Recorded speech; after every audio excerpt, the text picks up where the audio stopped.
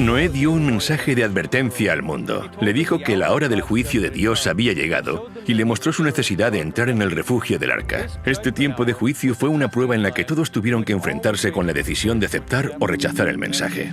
En ese instante su tiempo de gracia había terminado. La puerta del arca se cerró y cuando las aguas cubrieron la tierra, se ejecutó el juicio mediante el diluvio. Este patrón se repetirá con exactitud en los eventos del tiempo del fin. Así que acompáñame al futuro.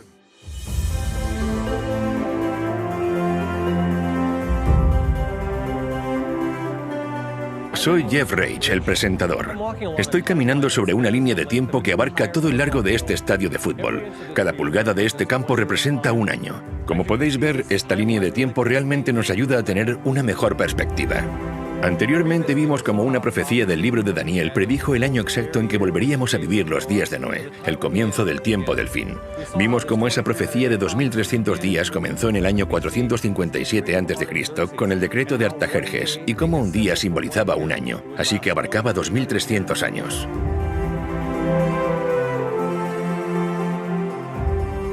Esta profecía se extendía mucho más allá del tiempo en que Jesús vivió, hasta el año 1844. Fue en esa fecha cuando el mensaje del primer ángel comenzó a transmitir la señal de advertencia que anunciaba que la hora del juicio había llegado. En esos días de Noé, ese tiempo de prueba duró 120 años, pero en nuestros días, el mensaje del juicio ha estado anunciándose durante más de 170 años. Así como el mensaje de Noé se extendió por toda la tierra, de la misma forma el mensaje de los tres ángeles está circulando hoy alrededor del mundo, advirtiendo a sus habitantes que deben entrar en el arca del pacto eterno antes de que se ejecute el juicio final.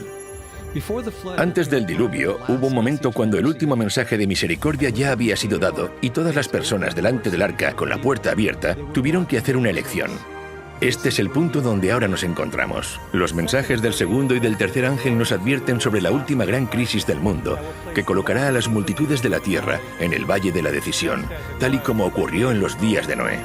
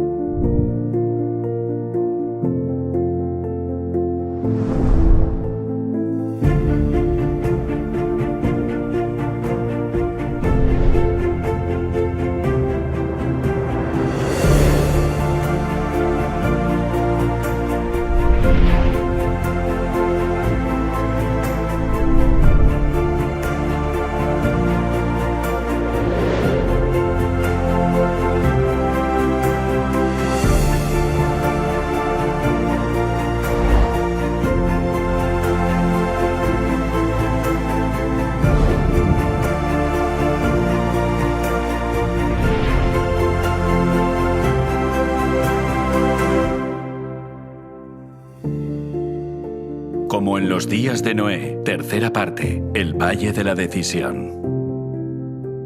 Muchos pueblos en el Valle de la Decisión, porque cercano está el día de Jehová en el Valle de la Decisión. La predicación de Noé habla de un día de juicio, un día para decidir si quieres estar dentro o fuera del arca. Debes hacer tu elección. Noé fue un pregonero de justicia y al predicar y decir que en realidad el único camino que funciona es obedecer la ley de Dios, por contraste estaba condenando, por así decirlo, a los falsos sistemas de adoración. Pero lo que estaba claro es que la mayor parte de la población no estaba cómoda con los requisitos de Dios, así que los adaptaron a su conveniencia.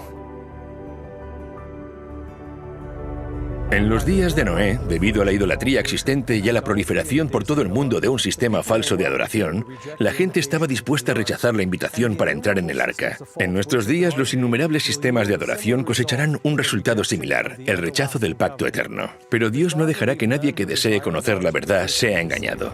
Tanto su misericordia como su justicia demandan una clara distinción entre la verdad y el error, para que todos puedan tener la luz suficiente para tomar su decisión. Es así como el verdadero buscador de la verdad puede desechar por sí mismo el error, y aquellos que escojan no hacerlo no tendrán ninguna excusa. Con este propósito, Dios envía el mensaje del segundo ángel.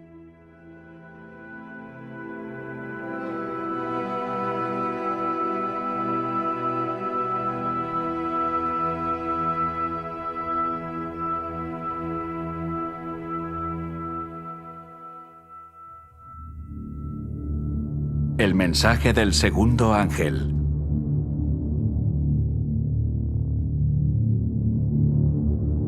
Otro ángel le siguió diciendo: ha caído Babilonia, la gran ciudad, porque ha hecho beber a todas las naciones del vino del furor de su fornicación.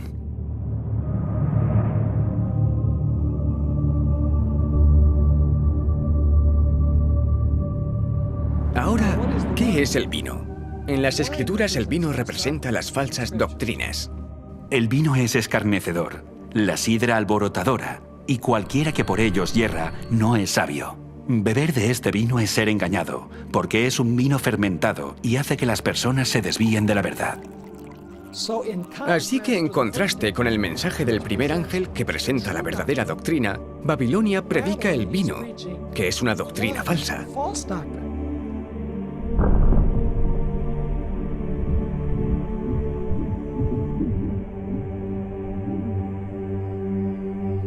La oscuridad de la noche nos oculta de la vista la verdad sobre el mundo que nos rodea. La confusión, al igual que la oscuridad, nos ha ocultado la verdad sobre el carácter de Dios. Las doctrinas e ideas falsas son como los árboles del bosque que cambian con las estaciones. Se mecen con el viento, crecen y caen a lo largo de los siglos. Existe solo una manera de disipar la oscuridad, y es con luz.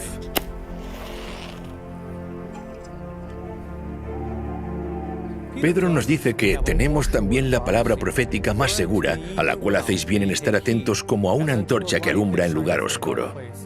Y a la luz de estas profecías, somos capaces de identificar este sistema llamado Babilonia.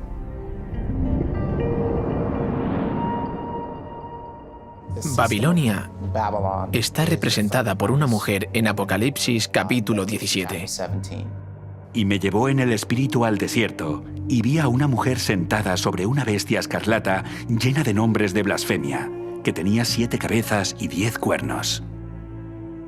Los primeros 3 símbolos que nos ayudan a identificar a Babilonia son la mujer, la bestia y las 7 cabezas. Para poder entender correctamente estos símbolos debemos permitir que la Biblia los defina por nosotros. Esto es lo que Dios tiene que decirnos acerca del símbolo profético de una mujer. Destruiré a la bella y delicada hija de Sión. Sión fue el nombre dado al pueblo de Dios. También lo leemos en Isaías. Y diciendo a Sión: pueblo mío eres tú. Así que en el Antiguo Testamento, Dios utiliza el símbolo de una mujer para representar a su pueblo. En el Nuevo Testamento también se usa la alegoría de una mujer para representar al pueblo de Dios que conforma su iglesia. Por esto dejará el hombre a su padre y a su madre, y se unirá a su mujer, y los dos serán una sola carne. Grande es este misterio, mas yo digo esto respecto de Cristo y de la iglesia. En el libro de Apocalipsis aparecen 2 mujeres. Una es una virgen vestida de blanco que representa la iglesia de Dios, y la otra mujer se llama Babilonia y es una ramera, lo que significa que representa una iglesia falsa. Está sentada sobre una bestia. Una vez más, dejemos que la Biblia interprete sus propios símbolos y vayamos al libro de Daniel para definir lo que simboliza la bestia. La cuarta bestia será un cuarto reino en la tierra. De acuerdo con el libro de Daniel, una bestia simboliza un reino o una nación. Como la Biblia utiliza a una mujer como un símbolo de una iglesia y a la bestia como símbolo de una nación, entonces la imagen de una mujer sentada sobre una bestia simboliza a una iglesia que controla una nación o un reino. En otras palabras, esta nación es al mismo tiempo una iglesia y un estado.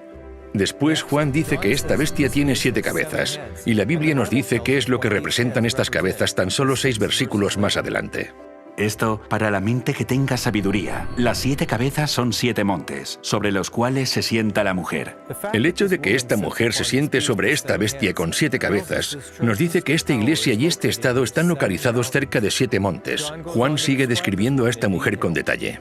Y la mujer estaba vestida de púrpura y escarlata y adornada de oro, de piedras preciosas y de perlas, y tenía en la mano un cáliz de oro lleno de abominaciones y de la inmundicia de su fornicación, y en su frente un nombre escrito, un misterio: Babilonia la Grande, la madre de las rameras y de las abominaciones de la tierra. Nuestra cuarta pista dice que esta mujer o iglesia, a la que se llama Babilonia, es una ramera, lo que quiere decir que ha cometido adulterio contra Dios al abandonar su pacto. Así que esta iglesia no representa al pueblo de Dios. En lugar de eso, representa a una iglesia falsa. Nuestra quinta característica es la apariencia de la mujer. Se describe que viste con colores púrpura y escarlata. Al dejar que la Biblia define sus propios símbolos, vemos que Dios nos está diciendo que Babilonia es una iglesia y un estado rodeado por 7 montes, y es una iglesia falsa que aparece principalmente con los colores púrpura y escarlata. Solo existe una iglesia que encaje perfectamente con esta descripción, la Iglesia Católica, también conocida como el Papado. Investiguemos ahora las evidencias que confirman esta conclusión. La Ciudad del Vaticano es la única iglesia y nación de Estado en el mundo. Es conocida como la Ciudad de los 7 Montes y sus colores principales son el púrpura y el escarlata.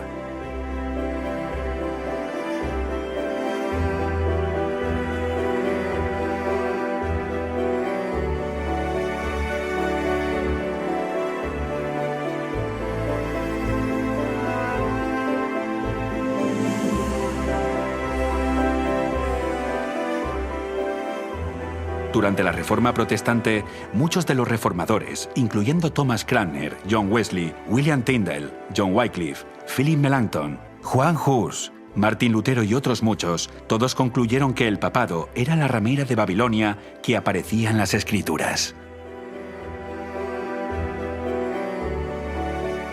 Yo por mi parte quiero descargar aquí mi responsabilidad personal y actuaré conforme a mi conciencia. Por eso dirijo mi acusación contra el Papa y todos los papistas, que en verdad el papado no es sino el reino de Babilonia y el verdadero anticristo. Porque, ¿quién sino será el hombre de pecado, el hijo de perdición, que con sus enseñanzas y sus leyes multiplica los pecados y acrecienta el número de almas que se pierden, mientras que está sentado en la iglesia como si fuera un dios? Pues todo esto lo viene cumpliendo a la perfección la tiranía papal desde hace muchos siglos. La cautividad babilónica de la iglesia de Martín Lutero, página 197.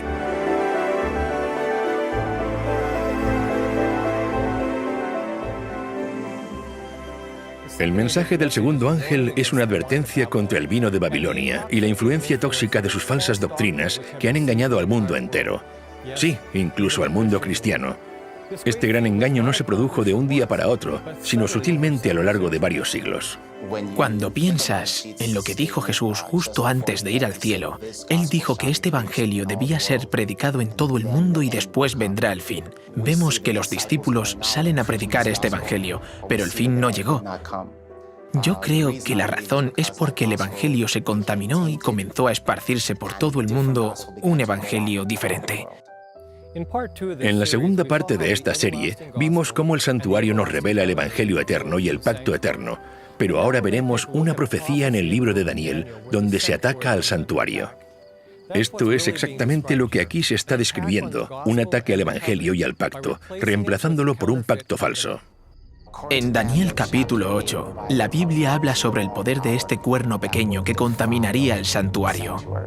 Aún se engrandeció contra el príncipe de los ejércitos, y por él fue quitado el continuo sacrificio, y el lugar de su santuario fue echado por tierra. Y a causa de la prevaricación le fue entregado el ejército junto con el continuo sacrificio, y echó por tierra la verdad, e hizo cuanto quiso y prosperó. Cuando estudias la secuencia del capítulo, no hay duda de que el cuerno pequeño está hablando del papado católico. La profecía de Daniel nos dice que el papado se ensalzaría a sí mismo y se exaltaría incluso por encima de Cristo, el príncipe del pacto. Y por culpa del papado, la verdad que representa el santuario y el ministerio de Jesús en el cielo sería echado por tierra.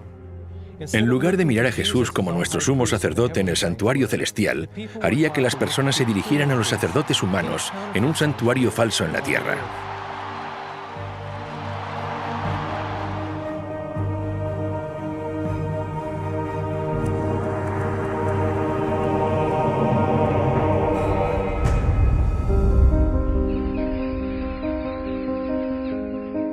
Así que encontramos que durante la Edad Media aparece en escena este poder creciente, que de hecho ataca cada una de las piezas del santuario y la verdad que representaban.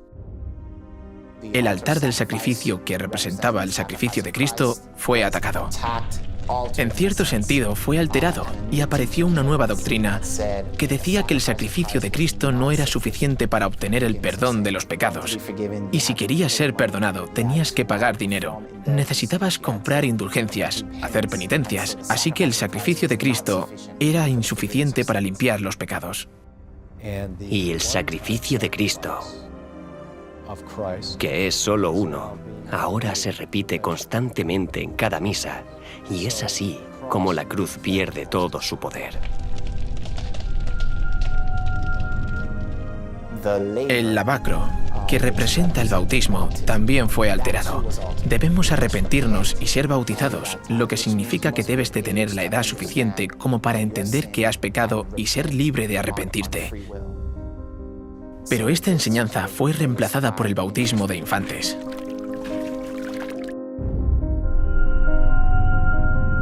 La mesa de los panes de la proposición representa la Biblia. La Biblia en la Edad Media fue arrebatada. Prohibimos también que se permita a los laicos tener los libros del Antiguo y Nuevo Testamento. Les prohibimos estrictamente que posean los libros mencionados en la lengua vernácula del pueblo. Los nobles de los distritos deben buscar a los herejes en sus hogares, chozas y bosques, e incluso sus refugios bajo tierra deben ser arrasados por completo. Papa Gregorio IX en el Concilio de Toulouse, 1229 después de Cristo. Cuando quitas la palabra de Dios, quitas la verdad de Dios. Haces que la gente caiga en la superstición y consideren que la tradición está por encima de la palabra de Dios. A la gente se le dijo que no podía leer la Biblia por sí misma. En lugar del pan de vida y según las Escrituras, debemos leer la Biblia. Ahora bien, alguien más tiene que interpretarla por nosotros. Y así se perdió de vista la verdad y la importancia de que la Biblia sea nuestro fundamento. El altar de incienso, que representaba la intercesión de Cristo en nuestro favor, fue aniquilado.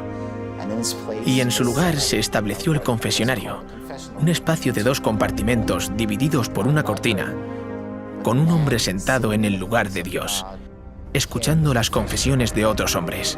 De esta forma se le decía a la gente: no puedes tener acceso directo a Dios, tienes que ir a los sacerdotes y confesar tus pecados a ellos.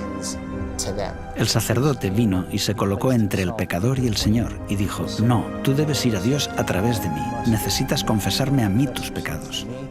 Y otra vez se levantan barreras entre el hombre y Dios. Simplemente se eliminó la opción de acudir individualmente a Dios de forma directa. El candelabro de 7 brazos representaba a la Iglesia. También fue atacado durante las persecuciones que ocurrieron durante este periodo de tiempo conocido como la Edad Media. También trató de suprimirse la testificación, y eso es lo que representa el candelabro, el testimonio. Cualquiera que discrepara con la enseñanza de esta Iglesia dominante o de este sistema dominante era perseguido, quemado en la hoguera, torturado de muchas formas diferentes para obligarles a obedecer el sistema. Hay muchas formas diferentes en las que el santuario es derribado. Después tenemos el lugar santísimo, donde está el Arca del Pacto. Allí es donde encontramos los 10 mandamientos, dentro del arca. La Biblia dice que este poder pensaría en cambiar tiempos y la ley. Daniel 7:25. La Reforma claramente enseñaba o predicaba con arrojo que veían cómo el poder papal decía tener el derecho de cambiar su ley como representante de Dios en la tierra.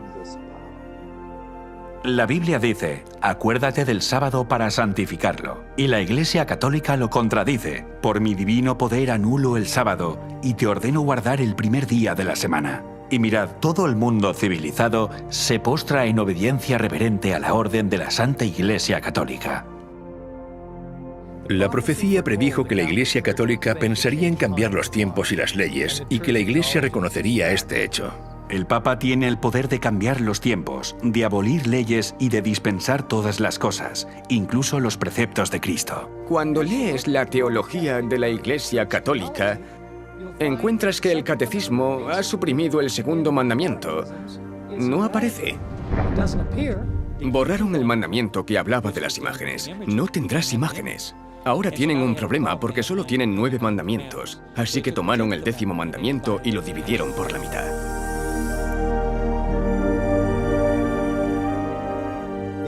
Además de aniquilar el santuario, cambiando las doctrinas y la ley, también eliminaron el sábado. Tomaron el 7º día de reposo, que es el sábado, y dijeron, por el poder y la autoridad de la Iglesia, hemos cambiado ese día al domingo, el primer día de la semana.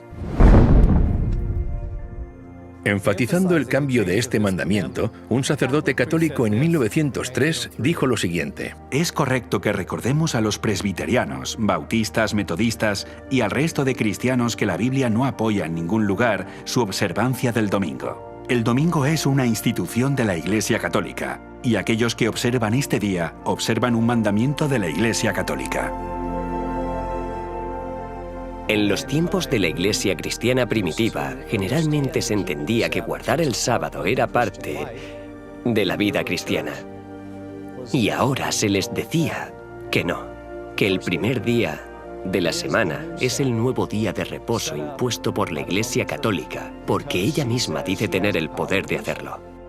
El camino seguro siempre es el camino de las Escrituras. Si Dios dijo algo y me dejo convencer por alguien de que Dios no lo dijo así, ¿quién sería entonces el culpable? Yo soy el culpable. La idea de que el día de reposo de Dios ha cambiado es absurda cuando piensas que es el único mandamiento que empieza con la palabra recuerda. Es el que quieren hacernos olvidar, pero los mandamientos son preceptos inmutables de verdad y Él los puso en el arca del pacto. Esto se perdió durante la Edad Media. A través de los siglos, el santuario y las verdades que representaba fueron echadas por tierra. En otras palabras, fueron anuladas porque la verdad sobre el ministerio de Jesús en el cielo fue falsificado por estas falsas doctrinas de la Iglesia Católica. Hay muchas más enseñanzas falsas que conforman el vino de Babilonia, pero hay una que ataca directamente en el mismo centro del Evangelio. Es la que está relacionada con el pacto que Dios estableció con su pueblo. Jesús usó vino puro sin fermentar como un símbolo de su pacto, mientras que la Biblia describe el pacto falso de Babilonia como un vino fermentado. Cuando Jesús, en el Nuevo Testamento, establece la última cena con los discípulos, les da pan y dice, «Esto es mi cuerpo, que por vosotros es partido». Y después les da el vino, que es zumo de uva, y dice, «Esta es la sangre del pacto», o lo que es lo mismo, el nuevo pacto. Jesús dijo, «Esta es mi sangre del nuevo pacto». El vino simboliza el nuevo pacto. ¿Cuál es el nuevo pacto? Dios dice, «Pondré mis leyes en la mente de ellos, y sobre su corazón las escribiré». Cuando Babilonia ofrece este vino falso, están ofreciendo un pacto falso. Este vino está adulterado, y de acuerdo a Proverbios 31, la Biblia dice que no es de los reyes beber vino o bebidas fuertes, no sea que bebiendo olviden la ley. Así que este vino está fermentado, es impuro. Y beber de este vino te hace olvidar lo que Dios había ordenado recordar. ¿Y qué es lo que dijo Dios que recordemos? Acuérdate del día de reposo para santificarlo. Así que este es el vino que ha sido entregado al mundo en este momento.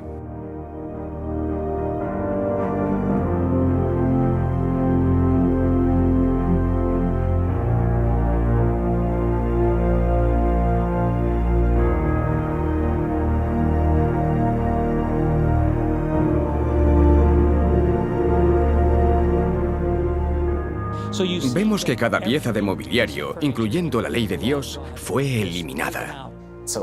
Todo lo que la Biblia dice que este poder haría, lo hizo durante el tiempo asignado a este poder. Así es como se rechazaron por completo todas de las verdades representadas en el santuario. Así que todo el santuario, desde la puerta hasta el lugar santísimo, había sido corrompido y necesitaba ser restaurado. La profecía de Daniel 8:14 nos dice, hasta 2300 tardes y mañanas. Luego el santuario será purificado. En un momento concreto, todas las verdades que habían sido derribadas por el cuerno pequeño terminarían siendo restauradas. Todo el santuario es echado por tierra y pisoteado por este hombre de pecado, y la Reforma protestante lo restaura. A lo largo de un periodo de 500 años, eso es lo que sucedió. Dios comenzó a hacer que surgieran diferentes movimientos que restaurarían cada pieza de mobiliario, casi siglo tras siglo durante un periodo de 500 años. Tenemos a John Wycliffe en el siglo XV. Él tradujo la Biblia en el idioma del pueblo. Y así surgió, por así decirlo, la Reforma. Martín Lutero nace en el siglo XV. Comienza la Reforma protestante en el siglo XVI. Y en esencia restaura la verdad de que el sacrificio de Cristo es suficiente para el perdón de los pecados. No necesitas pagar dinero, no tienes que hacer penitencia. Es por la fe en su sacrificio en nuestro favor que somos perdonados de nuestros pecados. Juan Calvino aparece en el siglo XVI. Es el fundador del movimiento presbiteriano. Para Calvino la oración es muy importante. Escribió extensamente sobre la oración. Básicamente enseñó que no necesitas ir a los sacerdotes para dirigirte a Dios. Puedes comunicarte con el trono de Dios personalmente. En el siglo XVII, John Smith y Roger Williams son los fundadores del movimiento bautista. Y su mensaje especial es la restauración del modelo verdadero de bautismo. Debes arrepentirte y después ser bautizado. No puedes ser rociado. El verdadero bautismo es un símbolo de estar totalmente sumergido, totalmente enterrado y totalmente renovado a la vida. Así que el movimiento bautista restaura el modelo verdadero de bautismo. En el siglo XVIII aparece en escena John Wesley. Es el fundador del movimiento metodista y tiene un mensaje muy contundente para el evangelista laico. Tú eres la luz del mundo. Deja que tu luz brille. En esencia, el movimiento metodista añadía un elemento más a lo que habían descubierto los movimientos anteriores. Añade este elemento de evangelismo. Sal y deja que tu luz brille. Así que para el siglo XIX aún falta una pieza de mobiliario por restaurar. Es el Arca del Pacto, específicamente el descanso del séptimo día, el sábado. Fue en ese siglo cuando Dios levanta el movimiento adventista del séptimo día, que se enfocaría específicamente en la ley de Dios y el mandamiento que fue pisoteado, el día de reposo del séptimo día.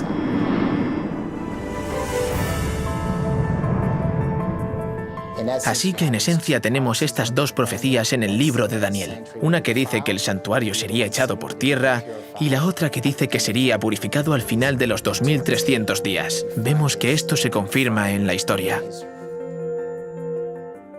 El hecho de que este Evangelio eterno sea predicado de nuevo en 1844 significa que todas las cosas que habían sido alteradas e interrumpidas en el verdadero Evangelio fueron totalmente restauradas en 1844. Al mismo tiempo que el Evangelio es completamente restaurado y otra vez comienza a predicarse, comienza también el juicio. Así que este mensaje también se predica. Es un mensaje acerca del fin de los tiempos. Y es un mensaje que prepara al mundo para la venida de Cristo. Igual que Noé invitaba a la gente a entrar en el arca y diferenciarse de la mayoría, Dios, en los últimos días, está invitando a que la gente rechace las falsas enseñanzas de Babilonia. Y oí otra voz del cielo que decía: «Salid de ella, pueblo mío, para que no seáis partícipes de sus pecados, ni recibáis parte de sus plagas». Salid de ella, pueblo mío. Salid de lo falso y entrad a lo verdadero. Cuando se dice que pueblo de Dios está en Babilonia, está hablando de las iglesias que claman servirle. De lo contrario, Dios no les llamaría mi pueblo. Dios invita hoy a participar en la adoración correcta. En los días de Noé, el pensamiento popular ridiculizó el plan de salvación. Rehusaron entrar en el arca y en el tiempo del fin vuelve a haber un camino al arca porque hay un arca del pacto que señala a la ley que está dentro del santuario. Aquellos que rechacen una cosa rechazarán también la otra, pero la gente está siendo engañada. No están aceptando estas cosas por decisión propia. Así que Dios, a través de su espíritu, da luz a las personas y se darán cuenta de las verdades de la Biblia. Tomarán una decisión y saldrán del sistema que rechaza el camino de Dios. ¿Donde estoy no se guarda el día de reposo? ¿Donde estoy no se predican los mandamientos? ¿Sabes? No estoy escuchando que estamos en la hora del juicio de Dios y entonces dicen: «¡Hey! Donde estoy no se está predicando el mensaje del primer ángel, así que ahora mismo me voy a ir.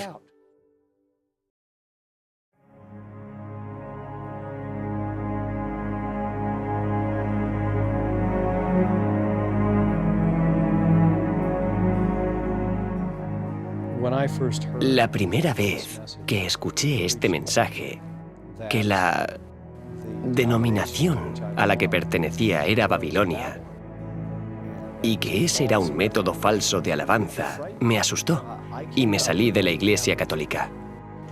Conocí a mucha gente buena que estaba dentro de la Iglesia Católica, pero cuando vi que sus enseñanzas eran contrarias a la Escritura, no tuve elección.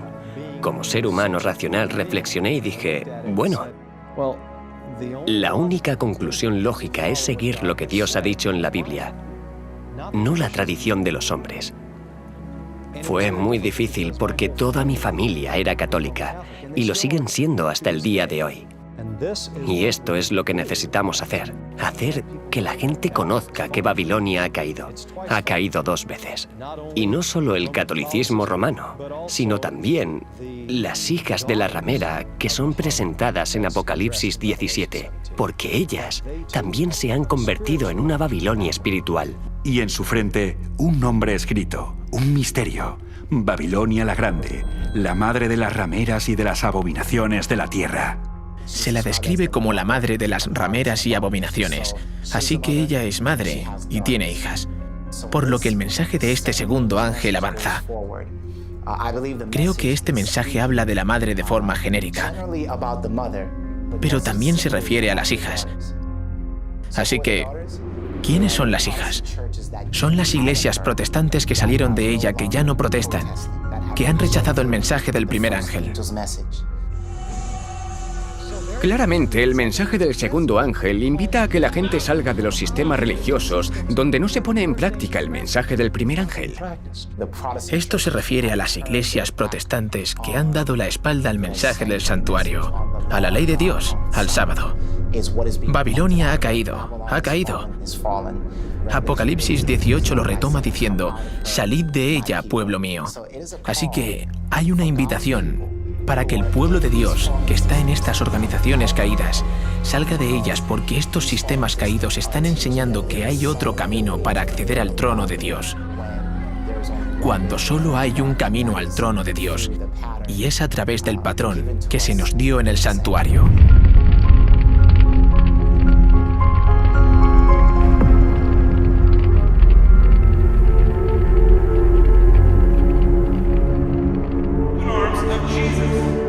En lugar de protestar en contra de las tradiciones de los hombres y el vino de Babilonia, estas iglesias han bebido de él y lo vierten en sus congregaciones.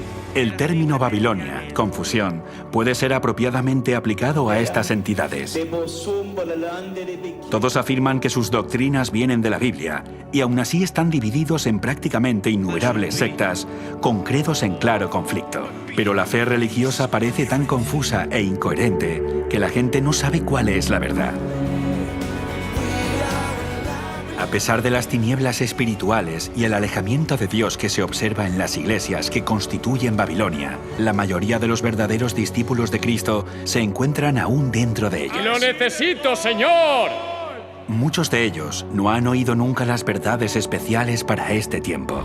No pocos están descontentos con su estado actual y tienen sed de más luz. ¡Quita tus manos de la propiedad de Dios! En vano, buscan el Espíritu de Cristo en las iglesias a las que pertenecen. Como estas congregaciones se apartan más y más de la verdad y se van uniendo más y más con el mundo, la diferencia entre ambas categorías de cristianos se irá acentuando hasta que terminen por separarse del todo.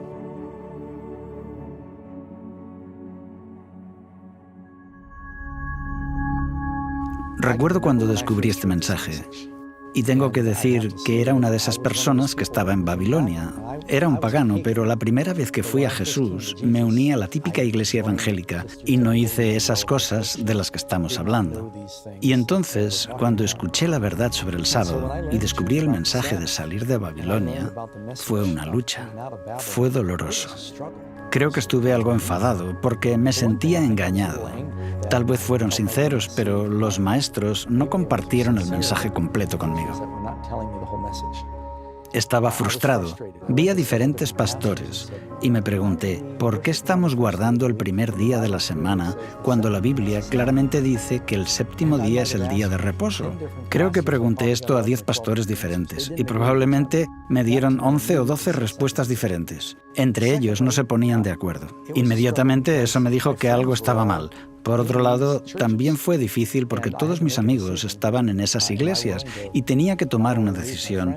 ¿Estoy dispuesto a perder a mis amigos? Mi empleo también estaba en riesgo. Tuve que rechazar trabajos porque guardar el día de reposo significa que lo santificas. Ese día no trabajas. Pasé por diferentes pruebas tratando de mantener mi puesto, pero al final me fui y Dios proveyó. Él me bendijo y siempre que damos un paso de fe y lo seguimos, al final será lo mejor y Él bendecirá, hará milagros para nosotros.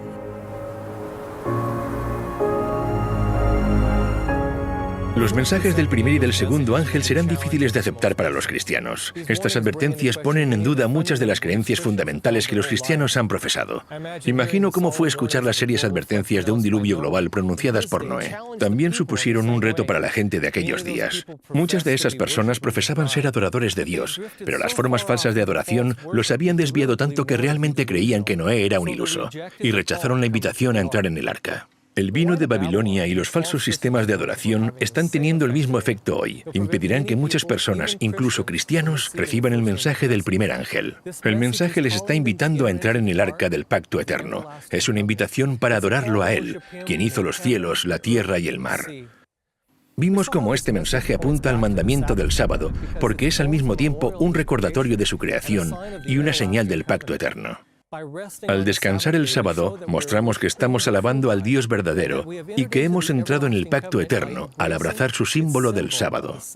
Pero muchos cristianos sinceros han sido engañados. Creen que adoran al Dios verdadero y que han aceptado su pacto, mientras ignoran la esencia de este pacto. Aunque engañados, Dios sabe que muchos han vivido fielmente de acuerdo al conocimiento que poseen. Pero si continúan en el error y rechazan las verdades encontradas en el mensaje de los 3 ángeles, se encontrarán fuera del arca, al igual que aquellos que rechazaron la solicitud de Noé. Dios es amor, y porque es amor, hay una cosa que no puede hacer, y es forzar a alguien a aceptar su misericordia, en contra de sus deseos. El amor invita, el amor implora, pero el amor nunca puede vulnerar el libre albedrío del cual depende su propia existencia. Dios acepta y se regocija en aquellos que vienen a Él y respeta las decisiones de aquellos que no lo hacen. Pero esto no es así con el gran adversario. Él usará todos los medios necesarios, incluyendo la coacción y la fuerza, para asegurarse la sumisión y lograr sus objetivos. Durante siglos, Satanás ha estado preparando sus engaños más poderosos para su asalto final. Pero en el otro lado, el amor hará que cada persona tome una decisión inteligente según su libre elección. Con este propósito, Dios envía el mensaje del tercer ángel para desvelar los planes del enemigo y que todos tengan la suficiente luz para que nadie sea engañado cuando se encuentre en el valle de la decisión.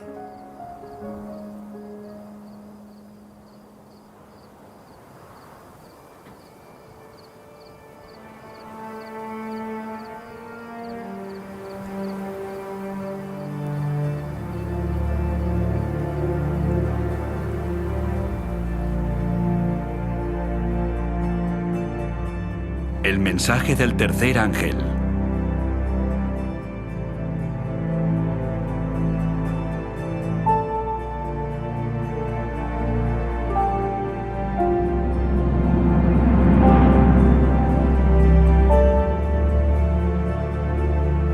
Y el tercer ángel lo siguió diciendo a gran voz: si alguno adora a la bestia y a su imagen y recibe la marca en su frente o en su mano, él también beberá del vino de la ira de Dios, que ha sido vaciado puro en el cáliz de su ira, y será atormentado con fuego y azufre delante de los santos ángeles y del Cordero. Y el humo de su tormento sube por los siglos de los siglos. Y no tienen reposo de día ni de noche los que adoran a la bestia y a su imagen, ni nadie que reciba la marca de su nombre. Aquí está la paciencia de los santos, los que guardan los mandamientos de Dios y la fe en Jesús. El mensaje del tercer ángel habla de los que reciben la marca de la bestia. Realmente, aquí está la maldición más temida de todas las que encontramos en la Biblia. Es lo que les ocurre a los que reciben la marca de la bestia. Y está relacionada con la falsa adoración y un juicio para los que adoran de forma diferente a como se indica en la Biblia. Pero no es solo el mensaje del primer ángel el que invita al mundo a adorar al Creador, sino que el mensaje del tercer ángel advierte al mundo de que no adore a la bestia ni a su imagen. Así que en el tiempo del fin, la cuestión va a estar claramente relacionada con la adoración. Satanás no está tratando de evitar que adoremos, está tratando de desviarnos hacia la falsa adoración. En los últimos días, Satanás y el poder de la bestia no dicen no adores, ellos dicen adora, pero adora a la bestia. Vemos un paralelismo con los días de Noé. La población del mundo estaba dividida en dos grupos. Por un lado, la mayoría, lamentablemente fuera del barco con la marca de la bestia, y la minoría dentro del barco con el sello de Dios. Incluso hoy la identidad de la bestia sigue siendo un misterio para la mayoría. La cultura popular ha hecho de estas profecías tema de innumerables películas y libros, y esto ha llevado a todo tipo de especulaciones, y al hacer esto ha mermado su significado. Ha hecho que se olvide su verdadero significado bajo un manto de confusión. La verdad es que podemos saber exactamente qué es la marca de la bestia. Después de todo, esa es la razón por la que Dios nos dio esta advertencia. Primero necesitamos ser conscientes de que nadie estará a salvo solo por saber cuál es la marca de la bestia. Cuando llegue el conflicto final, solo los que tienen el sello de Dios serán preservados durante el último gran conflicto. Lo importante es que sepamos cómo podemos recibir el sello de Dios. Así que antes de ver en qué consiste la marca de la bestia, aprendamos primero en qué consiste el sello de Dios. Vi también a otro ángel que subía de donde sale el sol y tenía el sello del Dios vivo. Y clamó a gran voz a los 4 ángeles, a quienes se les había dado el poder de hacer daño a la tierra y el mar, diciendo: no hagáis daño a la tierra ni al mar, ni a los árboles, hasta que hayamos sellado en sus frentes a los siervos de nuestro Dios.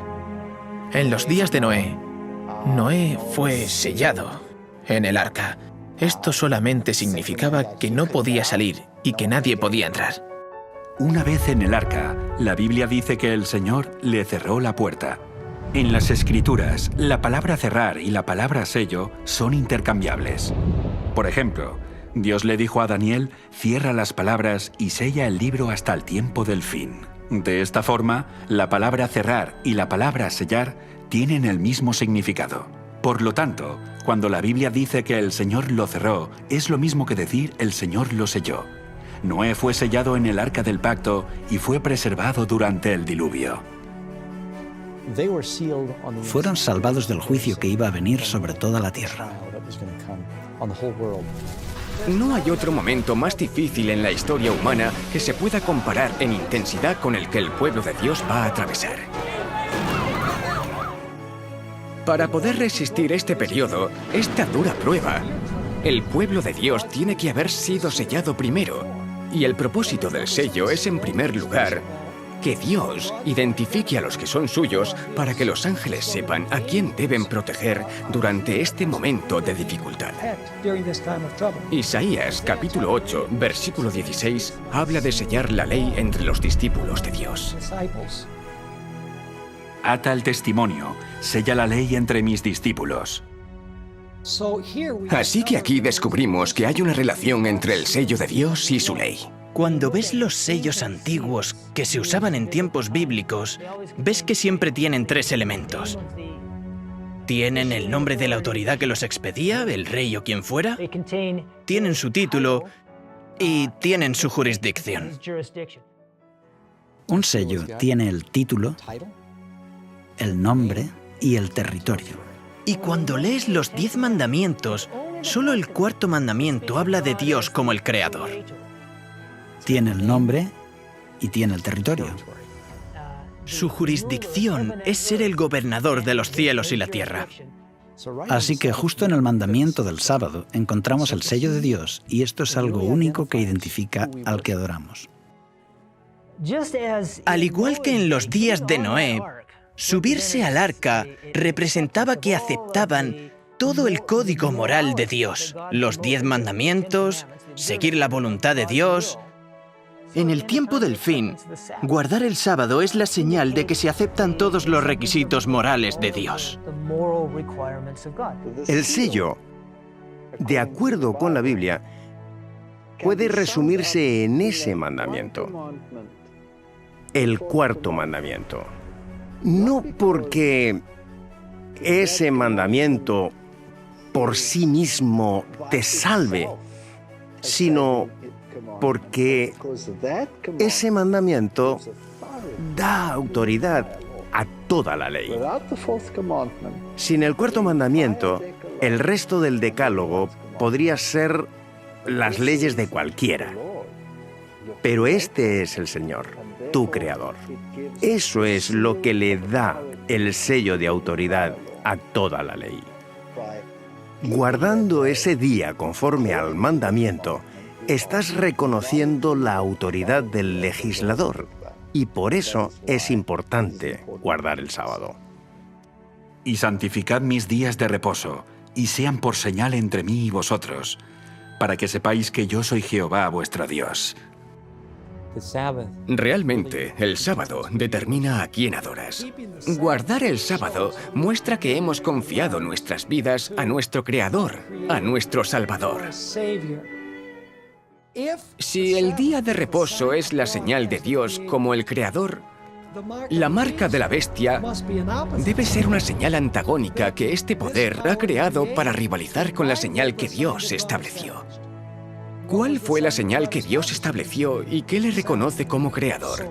El sábado. Así que, ¿cuál será la marca que distingue a la bestia y demanda que la gente le adore? Debe ser un día diferente. En el libro de Apocalipsis se dice que la última guerra es una guerra por la adoración. El mensaje del tercer ángel nos advierte 2 veces que muchos adorarán a la bestia. Esta es una violación del primer mandamiento que dice: no tendrás dioses ajenos delante de mí. El mensaje del tercer ángel nos advierte 2 veces que muchos adorarán la imagen de la bestia. Esta es una violación del segundo mandamiento que prohíbe la adoración de imágenes e ídolos. Hemos sido advertidos de que muchos recibirán el nombre de la bestia, una falsificación del tercer mandamiento, el de no tomar el nombre de Dios en vano. Y finalmente, el mensaje del tercer ángel nos advierte 2 veces de que no recibamos la marca de la bestia, una falsificación del sello de Dios del cuarto mandamiento. Recordad el sábado, santificadlo. Podemos ver el paralelismo entre tener un solo Dios o tener más a quien adorar. El nombre, la imagen, esto nos indica que el día de reposo es la marca, porque la descripción va en paralelo. Todo gira en torno a la primera tabla del Decálogo. Los primeros 4 de los 10 mandamientos son leyes que definen cómo tenemos que adorar a Dios. Así que cuando el mensaje del primer ángel nos ordena adorar a quien hizo los cielos, la tierra y el mar, nos dirige al arca del pacto eterno por medio de la alabanza al Creador. El mensaje del segundo ángel nos advierte que la falsa alabanza confundirá a la gente y la alejará del pacto. Y el mensaje del tercer ángel nos avisa sobre la bestia, que tratará de impedir que la gente entre en el pacto, forzándola a ignorar la señal de adoración al Creador, y en su lugar, recibir la señal de adoración de la bestia. Entonces, ¿quién es esta bestia? Me paré sobre la arena del mar, y vi subir del mar una bestia que tenía 7 cabezas y 10 cuernos, y en sus cuernos 10 diademas, y sobre sus cabezas un nombre blasfemo. Juan ve que esta bestia tiene 7 cabezas y 10 cuernos. Esta es exactamente la misma descripción de la bestia de Apocalipsis 17, sobre la que se sentaba la mujer llamada Babilonia vestida en colores púrpura y escarlata. Fíjate además que esta bestia también tiene 7 cabezas y 10 cuernos. En el capítulo 13, Juan vio que la primera bestia salía del mar. El capítulo 17 dice lo que simboliza el mar. Las aguas que has visto, donde la ramera se sienta, son pueblos, muchedumbres, naciones y lenguas. Así que lo que Dios está revelando en Apocalipsis 13 es que esta bestia sube al poder en un área densamente poblada. La bestia en Apocalipsis 17 sostiene a una mujer que está llena de nombres de blasfemia. Y cuando regresamos a la bestia en Apocalipsis 13, también tiene sobre sus cabezas nombres de blasfemia. Las descripciones de estas 2 bestias coinciden porque ambas representan al mismo poder. La bestia que Juan vio levantarse del mar es la misma bestia sobre la que estaba la mujer llamada Babilonia y que ya vimos que representa al papado de la Iglesia Católica.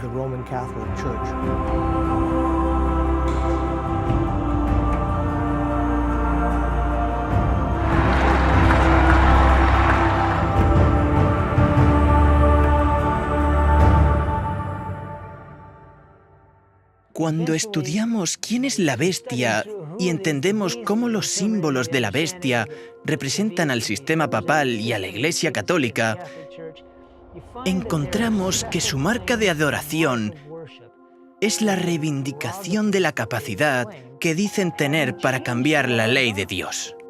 Cambiándola, la han distorsionado por completo.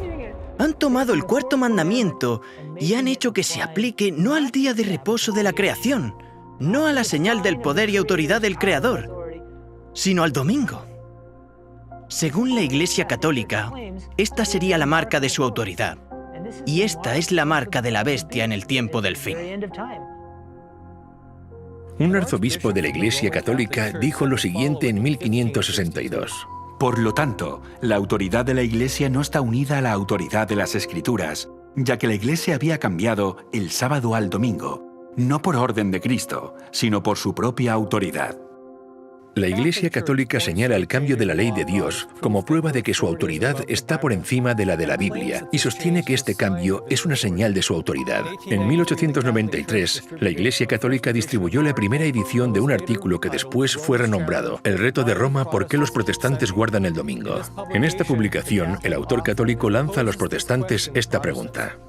Aún no es demasiado tarde para que los protestantes se salven a sí mismos. ¿Lo harán? ¿Se mantendrán firmes en la doctrina protestante? ¿Tomarán verdaderamente solo la palabra escrita, solo las Escrituras como su única autoridad y única norma? ¿O todavía retendrán la doctrina y la práctica indefendible, contradictoria y suicida, de seguir la autoridad de la Iglesia Católica y llevar la señal de su autoridad?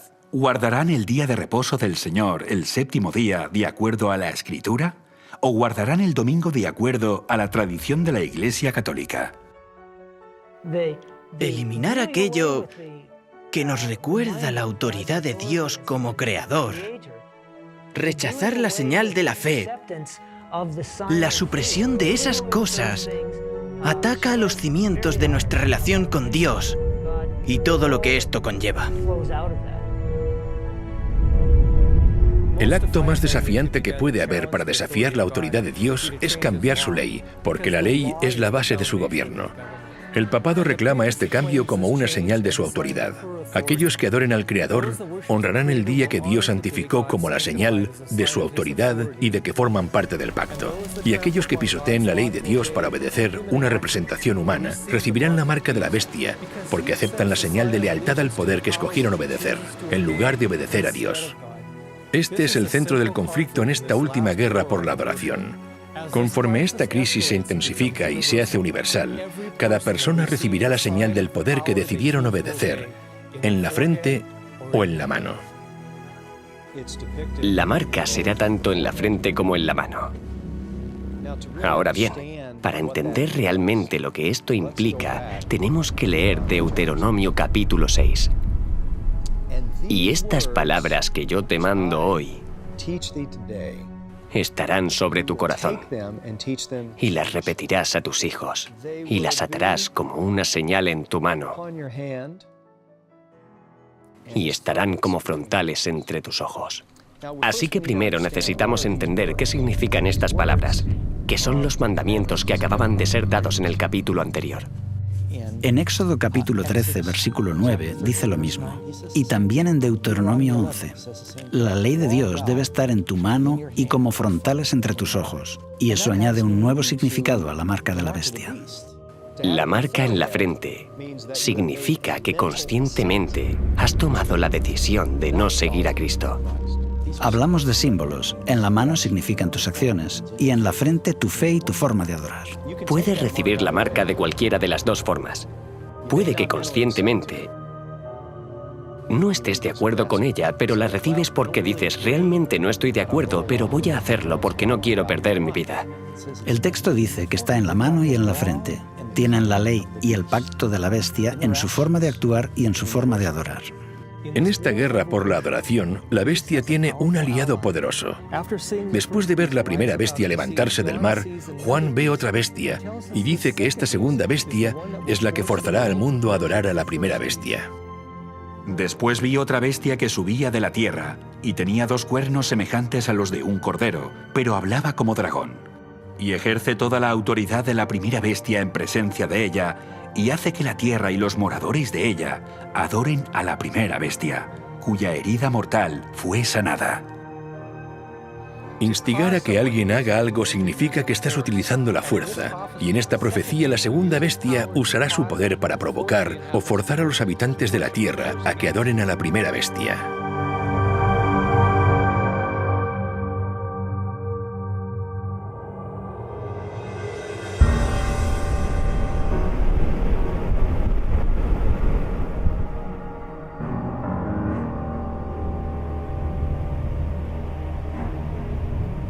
La primera bestia salió del mar, y ya vimos cómo la Biblia utiliza el mar como un símbolo para representar un área densamente poblada de personas, multitudes, naciones y lenguas. La segunda bestia sale de la tierra, que por contraste representa un área remota, lejos de las ciudades o áreas habitadas de la tierra. Se trata de una nueva nación ascendiendo al poder en un área relativamente deshabitada.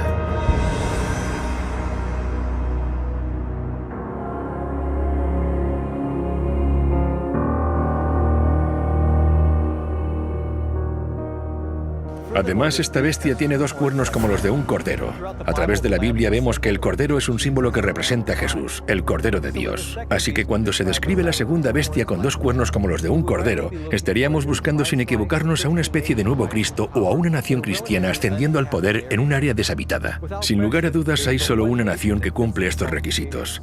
Y no es mera coincidencia que a menudo se la considere la nación más poderosa e influyente del mundo, los Estados Unidos de América.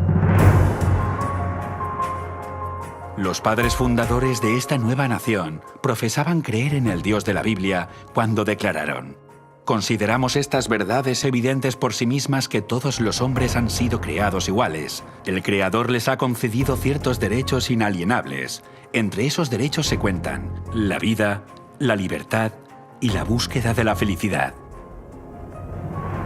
La primera enmienda a la Constitución de los Estados Unidos de América no solo manifiesta fe en el Creador, sino que también garantiza las libertades civiles y religiosas. Declara: el Congreso no podrá hacer ninguna ley con respecto al establecimiento de la religión, ni prohibiendo la libre práctica de la misma. Este nuevo gobierno se estableció para evitar la intolerancia religiosa y la persecución que había prevalecido en Europa por tantos siglos, para impedir que la Iglesia controlara al Estado y que el Estado controlara a la Iglesia. Jesús dijo: dad pues a César lo que es de César y a Dios lo que es de Dios. Estos principios cristianos, escritos en los documentos de los fundadores de los Estados Unidos, fueron el secreto de su éxito.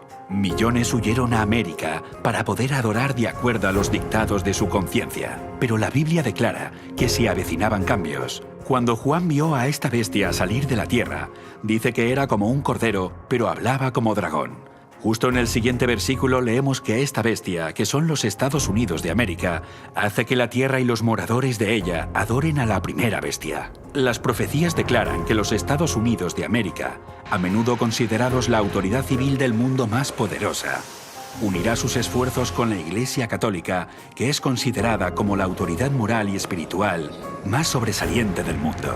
La bestia que representa a la Iglesia y la otra bestia que representa al Estado se unirán y pisotearán las libertades civiles y religiosas sobre las que se fundaron los Estados Unidos.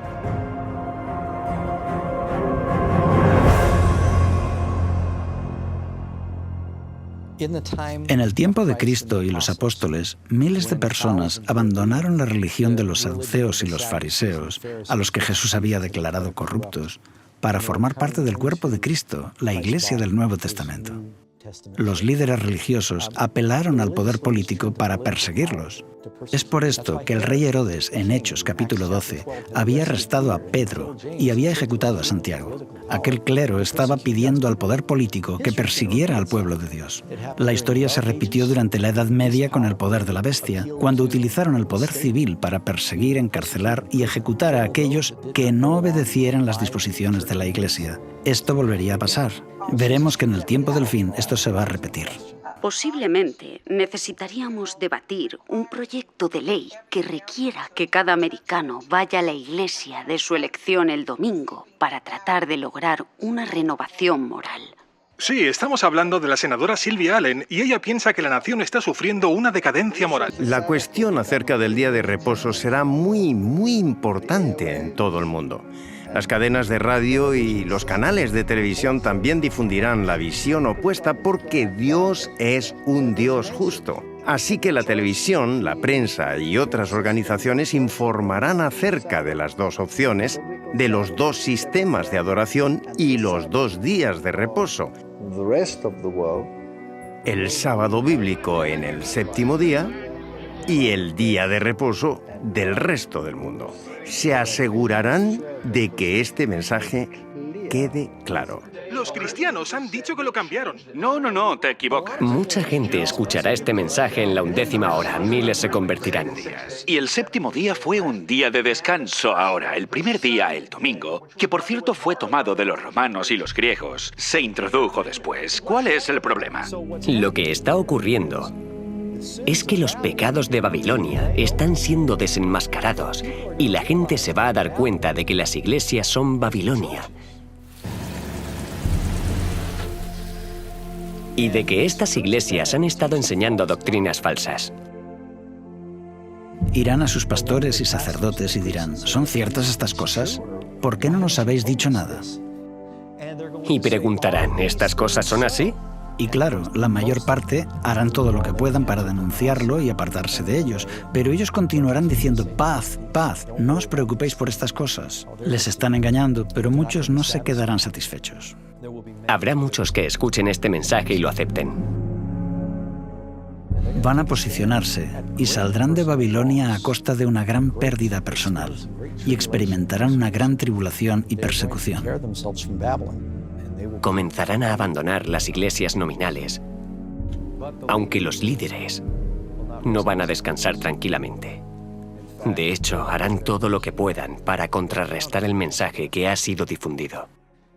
Los líderes religiosos protestantes y católicos van a unir sus fuerzas.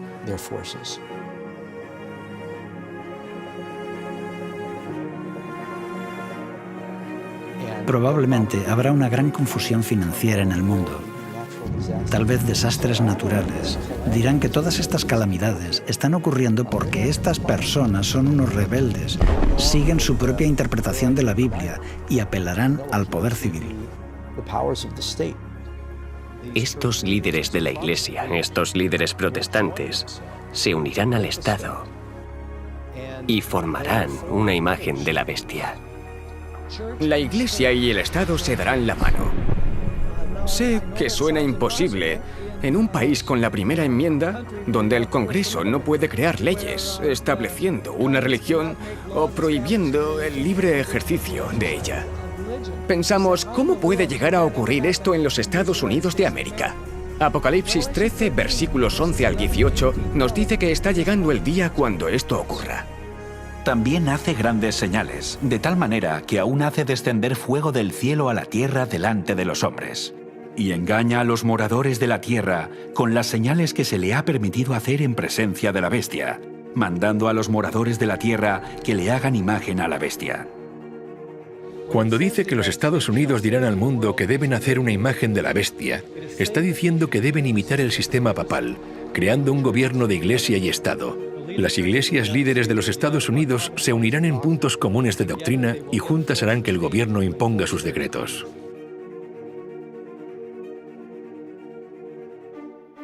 Los líderes religiosos en los Estados Unidos presionarán fuertemente para establecer una ley dominical a nivel nacional.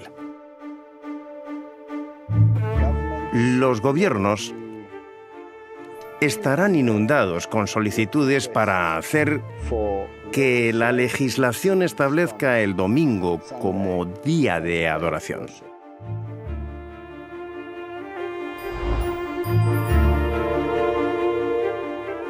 Esto terminará derivando en una ley dominical en todo el mundo. Esto se ve en diferentes momentos de la historia de Daniel. Se estableció una ley y tuvieron que escoger. Cuando se instaló la imagen en los valles de Dura, no parecía que tuviera importancia. No fue importante hasta que se ordenó que todos debían adorarla. ¿Obedezco a la ley del Estado, me postro y adoro a la imagen de oro? ¿O obedezco la ley de Dios y permanezco en pie cuando todos los demás se han postrado? Satanás quería que desobedecieran a Dios. Después de negarse, está el decreto de muerte. La antigua historia de la imagen de oro en Babilonia que todos debían adorar o por el contrario serían ejecutados es en sí una profecía que representaba a Babilonia la Grande en el tiempo del fin, porque establecerá una imagen de la bestia y el que no la adore deberá ser ejecutado. Y que ninguno pudiese comprar ni vender, sino el que tuviese la marca o el nombre de la bestia, o el número de su nombre. Imagina que desde este momento en adelante no se te permitiera comprar ni vender, sin comida, ni ropa, ni agua. ¿Cuánto tiempo aguantarías? El propósito de esta ley es obligar a aquellos que obedezcan la ley de Dios a perecer como marginados de la sociedad o a rendirse y recibir la marca de la bestia. El ridículo, la persecución y la severidad del castigo irán en aumento hasta que finalmente derivará en la pena de muerte. Y se le permitió infundir aliento a la imagen de la bestia, para que la imagen hablase e hiciese matar a todo el que no la adorase.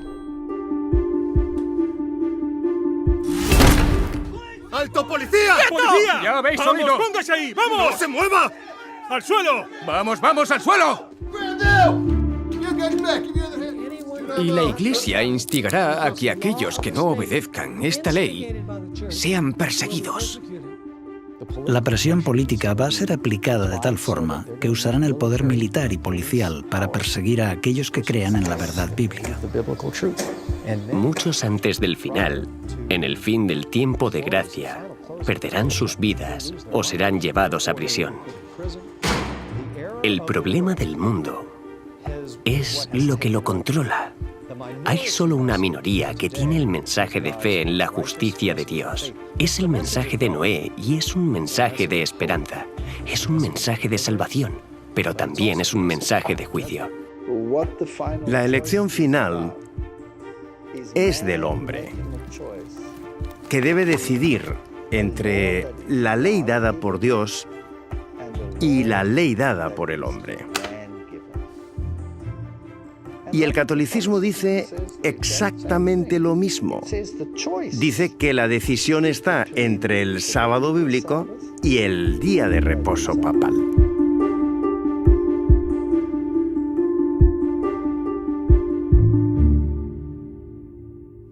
En estos momentos nadie tiene la marca de la bestia. Esto será solamente cuando el decreto de ley imponga que hombres y mujeres deben recibir la marca del poder que han elegido obedecer. Antes de continuar, quiero dedicar un momento para considerar 3 principios latentes en esta controversia. Veréis, la lucha entre el día de reposo de Dios y la legislación dominical es una disputa acerca del carácter de Dios. ¿Quién es Dios? ¿Impondría que todos le adoren por la fuerza o más bien desearía un servicio de amor ofrecido libremente?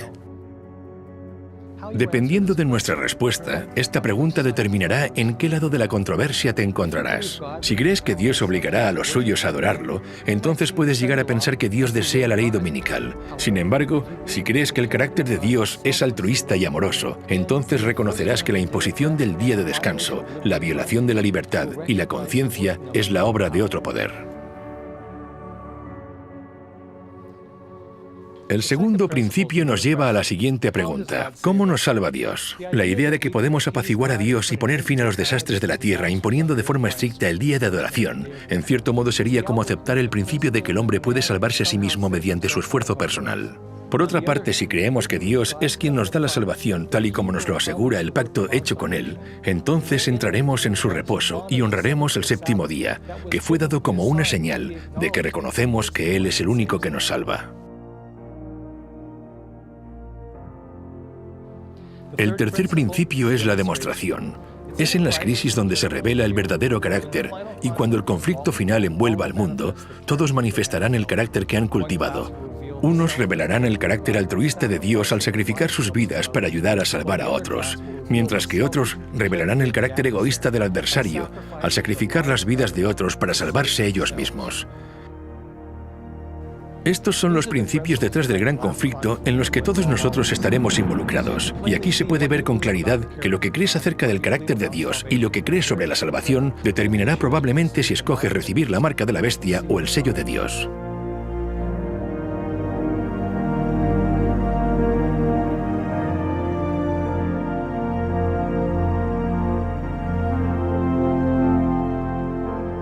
Ahora mismo el mensaje de los tres ángeles está anunciando la hora del juicio final, advirtiéndonos de los eventos que rodean el cumplimiento del juicio que está por llegar. No sabemos cuándo tendrán lugar los eventos, no sabemos el año exacto, pero sea cuando sea, sabemos que sucederán pronto y sobrevendrán rápidamente. Veamos un panorama detallado de estos eventos finales.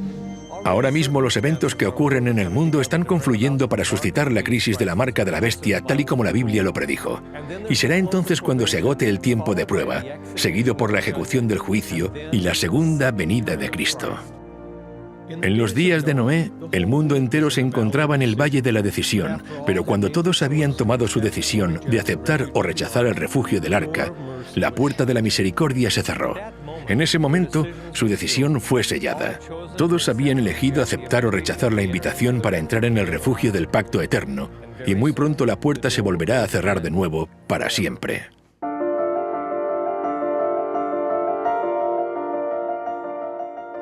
Muchas personas no se dan cuenta de la relación que hay entre los días de Noé y el final de los tiempos.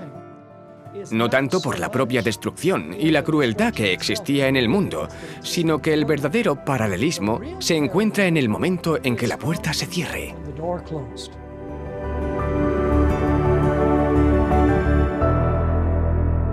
El fin del tiempo de gracia. Nosotros como humanos, sencillamente, no podemos comprender la tolerancia y la paciencia de Dios. Pero él dijo, no contenderá mi espíritu con el hombre para siempre. Hay un límite, y en el tiempo de Noé, Dios determinó 120 años. ¿Por qué no aniquiló a los impíos en ese momento? Es porque Él ama su creación. Él tiene que demostrar que Él da al impío todas las oportunidades y que tiene paciencia.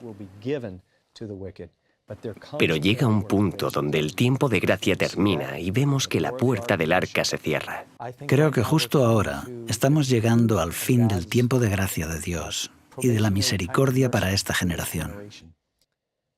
El mensaje de Noé se da a través del mensaje de los tres ángeles. Y llegará el momento cuando ese mensaje ya no se dará más. Los impíos no se perdieron cuando comenzó a llover. Se perdieron cuando la puerta se cerró. Entonces Noé se salvó. Él fue sellado, pero el destino de los que quedaron fuera estaba ya fijado. Pero la gente no lo sabía. Vieron que la puerta se cerró, pero se burlaban de Noé, sin darse cuenta de que ya no tenían oportunidad de salvarse.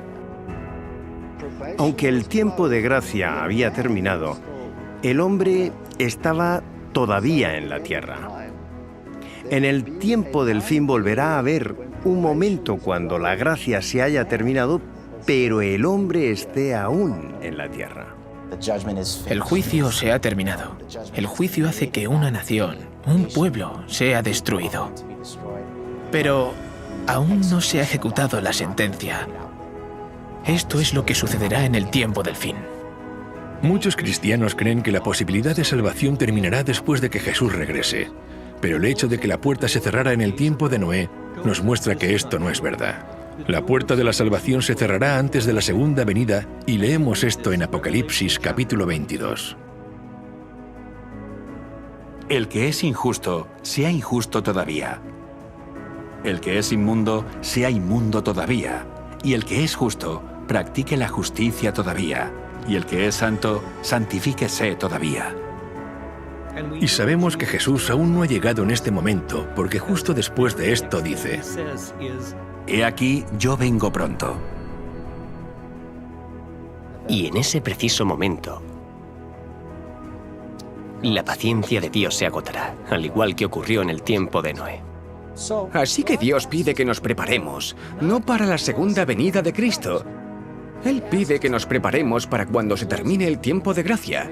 Esto es lo importante.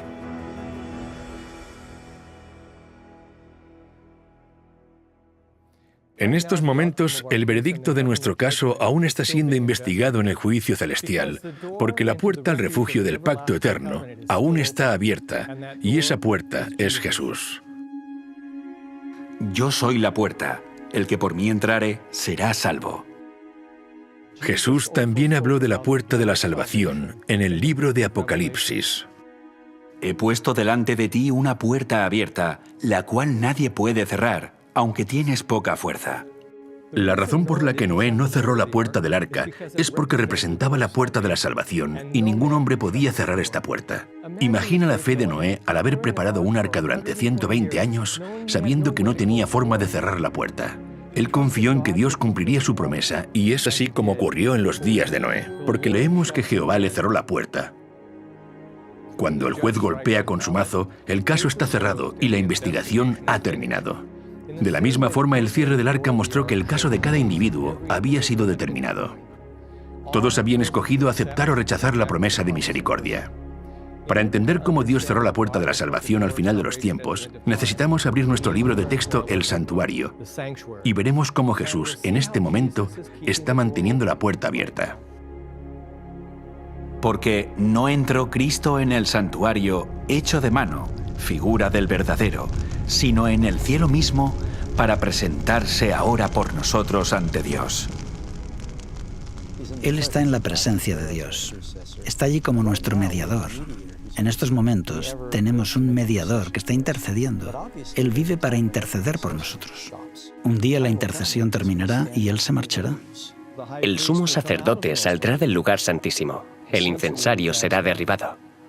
En este momento, no hay más mediador. Y por lo tanto, no puede haber más perdón de los pecados. Cristo es el que murió, más aún, el que también resucitó, el que además está a la diestra de Dios, el que también intercede por nosotros.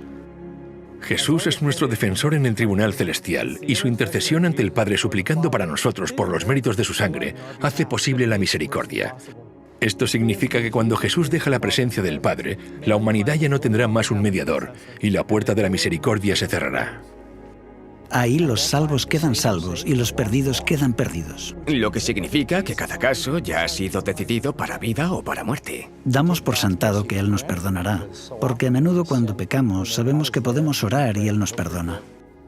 Pero un día la lavandería va a cerrar y ya no podremos ser purificados. Así que ahora es el momento de ser santificados y purificados. En el tiempo del fin, Dios va a tener una generación que tiene una naturaleza pecadora, pero a través del poder de Dios, ganarán la victoria total sobre el pecado. Vi también como un mar de vidrio mezclado con fuego, y a los que habían alcanzado la victoria sobre la bestia y su imagen, y su marca y el número de su nombre, en pie sobre el mar de vidrio con las arpas de Dios. Son llamados los 144.000 los santos que viven cuando Jesús viene. Ellos van a desarrollar un carácter como el de Jesús. Dicho de otra forma, van a desarrollar un carácter de victoria sobre el pecado. La victoria sobre el pecado es la victoria sobre el egoísmo. La vida de Jesús fue una corriente ininterrumpida de servicio altruista a Dios y al hombre. Cuando el pueblo de Dios es perfeccionado, sus vidas también serán de servicio altruista, libres de todo egoísmo, puesto que el verdadero carácter cristiano se consigue cuando el impulso de ayudar y bendecir a otros brota constantemente desde dentro. Este es el carácter que desarrollará el pueblo de Dios. Serán las peores circunstancias en la historia de la tierra, a menos que encontremos refugio en Cristo antes de que termine el tiempo de gracia. No habrá refugio durante el tiempo de dificultad.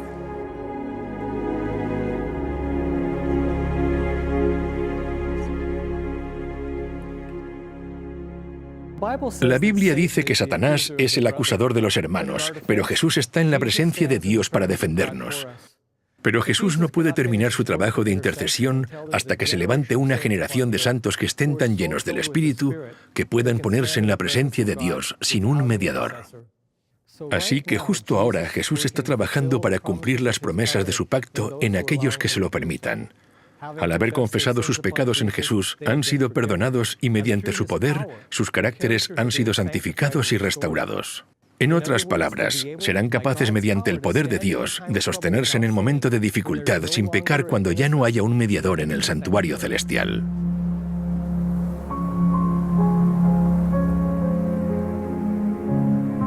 Para hacernos una idea de lo que ocurrió con Noé y su familia cuando entraron en el arca, la puerta se había cerrado y durante 7 días no pasó nada. Y los impíos estaban fuera, y no había señales de que fuera a suceder lo que Noé había predicho. Tuvo que haber pensado, bueno, este diluvio, estas aguas van a llegar en cualquier momento. No hay duda de que durante ese tiempo Noé atravesó una prueba severa de su fe. Y pasó un día y no ocurrió nada. Pasan 2 días y nada. Yo creo que Noé comenzó a extrañarse. Él pensó, bueno, quizá estaría equivocado. Y después de 7 días, fue cuando vino el juicio. En el tiempo del fin ocurrirá lo mismo. El pueblo de Dios pasará por un momento de gran dificultad. Les van a hacer creer. Serán tentados a creer que la presencia de Dios les ha abandonado.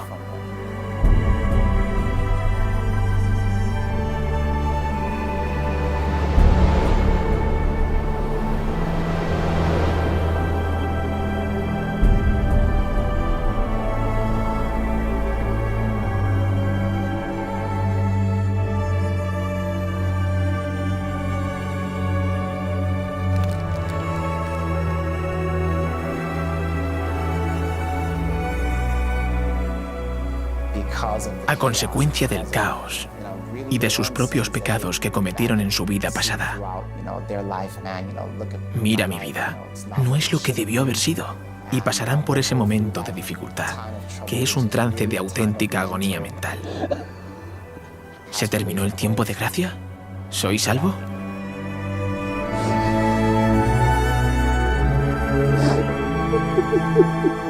Nadie sabe con exactitud cuándo se cierra la puerta.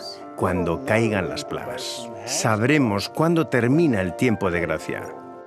Existe un paralelismo con el tiempo de Noé en el sentido de que hay una predicación. La predicación divide el mundo en 2 grupos. Luego está cuando la puerta se cierra.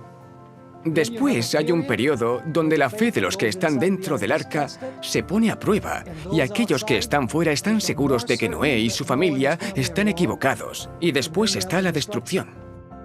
Llama la atención el paralelismo con el tiempo del fin, porque primero está el mensaje de los 3 ángeles que incluye el momento del juicio. Después de esto se cierra la puerta, cuando los inmundos permanecen inmundos y los justos siguen siendo justos. El santo seguirá siendo santo y el injusto continuará siendo injusto. Después de eso habrá un periodo de tribulación donde el pueblo de Dios estará en la tierra. Su fe será puesta a prueba. Luego vendrá la destrucción. Así que hay un paralelismo sorprendente entre lo que sucedió en los días de Noé y lo que sucede durante el día del juicio final. Y este juicio termina con el fin del tiempo de gracia, no con la segunda venida de Cristo. Termina en el fin del tiempo de gracia, cuando la puerta se cierra, al igual que ocurrió en los días de Noé. En Lucas capítulo 13 también aparece la imagen de la puerta cerrada y la gente que llama a la puerta para entrar. Porque os digo que muchos procurarán entrar y no podrán. Después que el padre de familia se haya levantado y cerrado la puerta, y estando fuera empecéis a llamar diciendo, «Señor, Señor, ábrenos». Él respondiendo os dirá, «No sé de dónde sois». Entonces comenzaréis a decir, «Delante de ti hemos comido y bebido, y en nuestras plazas enseñaste». Pero os dirá, «Os digo que no sé de dónde sois, Apartaos de mí, todos vosotros, hacedores de maldad. Lo más triste de todo esto es que muchas de estas personas que están llamando a la puerta se autoengañaban. Creían que estaban caminando con el maestro, cuando en realidad estaban caminando con otro, un maestro falso. Jesús identificó solo una razón para no conocerlos. Él dijo: «Apartaos de mí todos vosotros, hacedores de maldad». Y la palabra maldad significa sin ley. Aunque ellos afirmaban ser seguidores de Cristo, no se rindieron a la obra del Espíritu Santo y en consecuencia no guardaron sus mandamientos. La Biblia dice: «Pues este es el amor a Dios, que guardemos sus mandamientos, y sus mandamientos no son gravosos». En Primera de Juan dice que el que dice yo le conozco y no guarda sus mandamientos, el tal es mentiroso y la verdad no está en él. Así que no basta solamente con afirmar ser cristiano, no es suficiente. Por este motivo, muchos se sorprenderán cuando se enteren de que están fuera del arca y dicen, Señor, Señor, y Él dice, apartaos de mí, no os conozco. Así será la situación en los últimos días. La gente va a pensar que las formas de religión pueden hasta cierto punto suplir la santidad y devoción reales.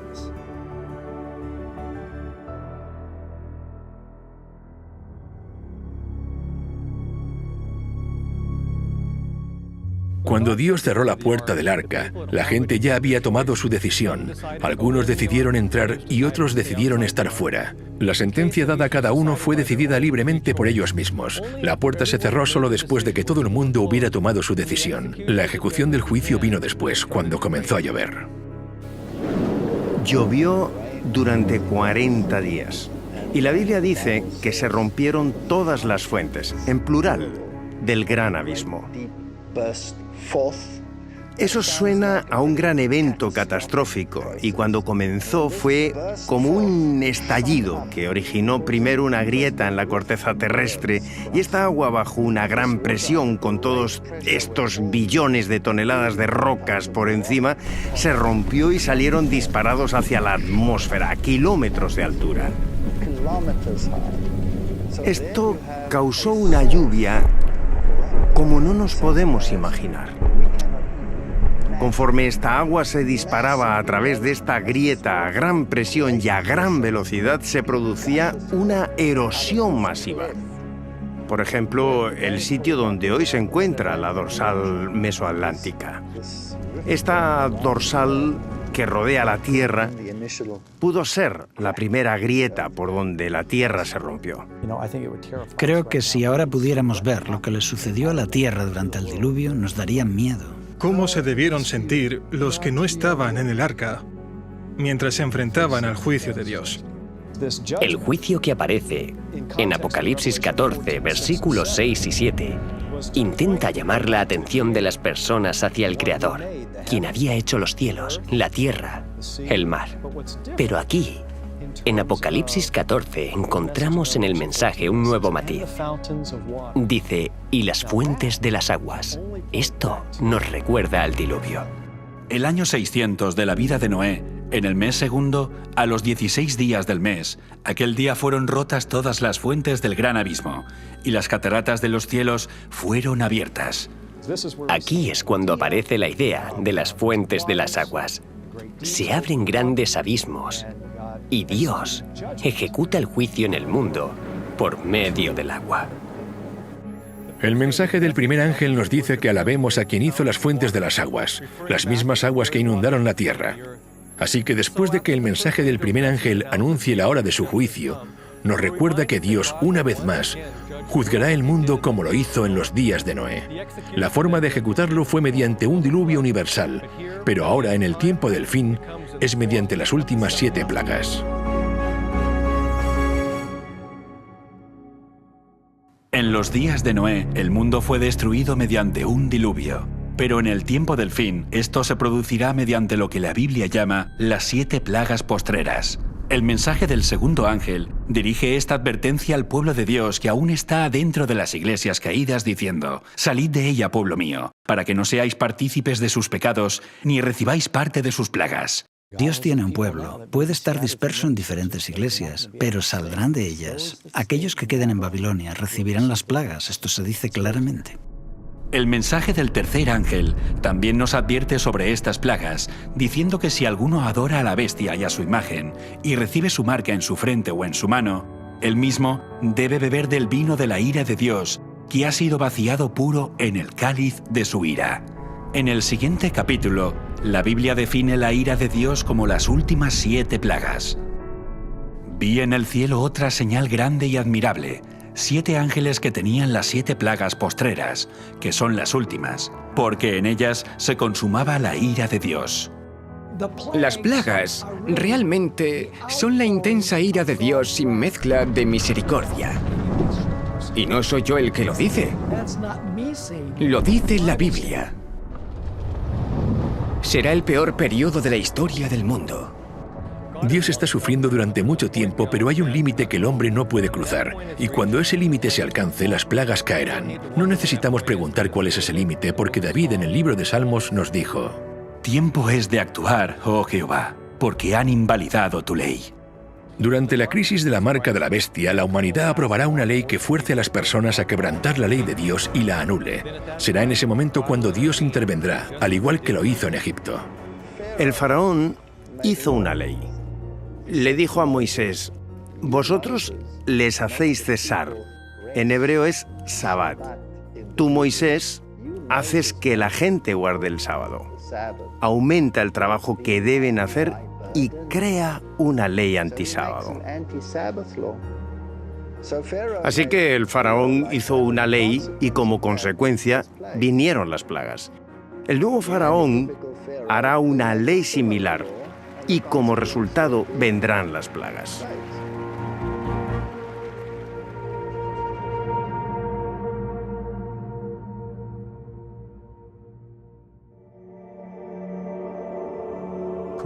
El tiempo de gracia ha finalizado. Todos han tomado su decisión. Y ahora comienza a ejecutarse el juicio para que se vean los resultados de la decisión que han tomado.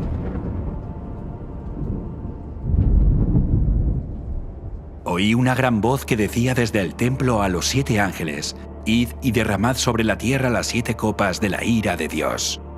Las últimas 7 plagas son descritas en Apocalipsis capítulo 16, y algunas de esas plagas son, por ejemplo, algunas personas desarrollarán heridas en todo su cuerpo. Fue el primero, y derramó su copa sobre la tierra, y vino una úlcera maligna y pestilente sobre los hombres que tenían la marca de la bestia y que adoraban su imagen. El océano se convertirá en sangre, y todos los animales que están en los mares morirán. El segundo ángel derramó su copa sobre el mar, y éste se convirtió en sangre como de muerto, y murió todo ser vivo que había en el mar.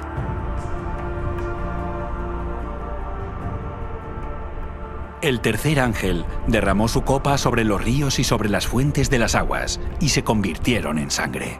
Las fuentes de los ríos, el agua potable también se convertirá en sangre.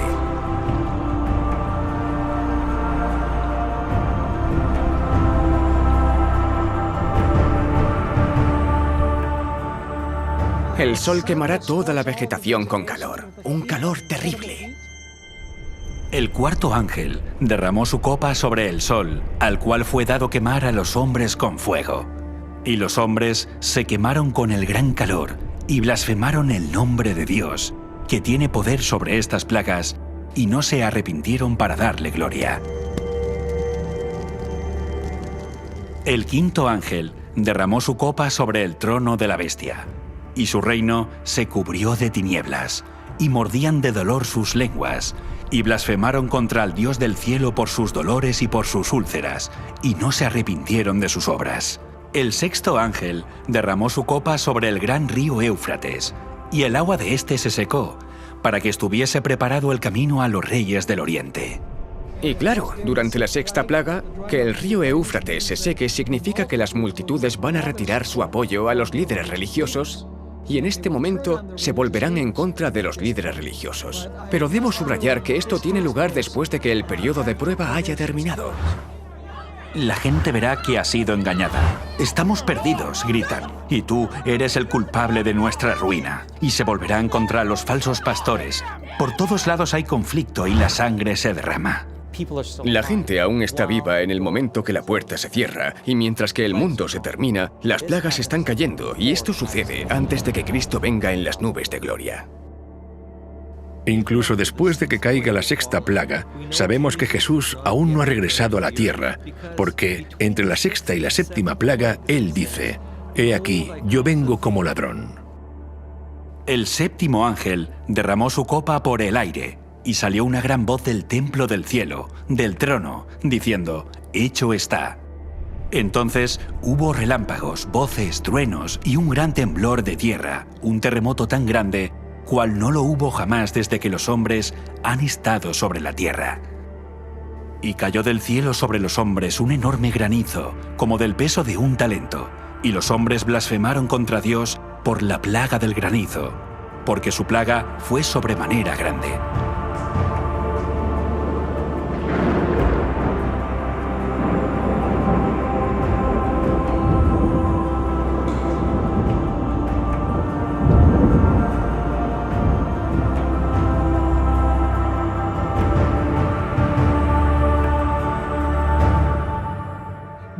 Ninguna de las plagas tocará a nadie del pueblo de Dios.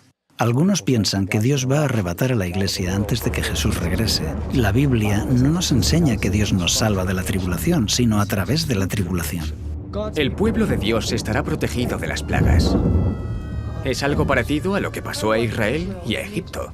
Cuando las plagas cayeron en el antiguo Egipto, Él no los sacó de Egipto antes de que cayeran las plagas. Él los salvó utilizando las plagas. Si esta es nuestra referencia, podemos considerar que en el tiempo del fin será igual. El pueblo de Dios estará aquí cuando caigan las plagas. Todos ellos tienen el sello del Dios vivo en sus frentes, así que cuando las plagas caigan serán capaces de mantenerse firmes. Estarán a salvo de las plagas. Dios los salvará de las plagas, al igual que la familia de Noé fue sellada cuando estaban en el arca y se pudieron salvar del diluvio.